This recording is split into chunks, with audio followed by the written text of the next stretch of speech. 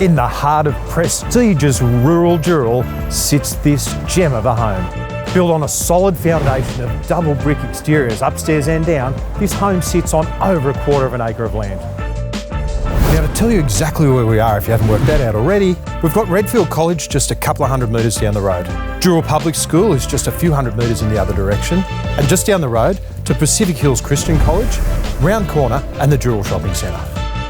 So being that we're in the heart of Dural, the thought for this place was those looking to come from the suburbs and come onto a bit of land that's a little bit bigger, or those downsizing from multiple acres onto something a little bit more manageable, this is ideal. And if you're looking at running a home business, you've got perfect exposure out the front, there's room for about 15 cars off street, and you've got this little sleep out here which is ideal for in-law accommodation or a teenage retreat, or subject to council approval, it's the perfect granny flat giving you additional income.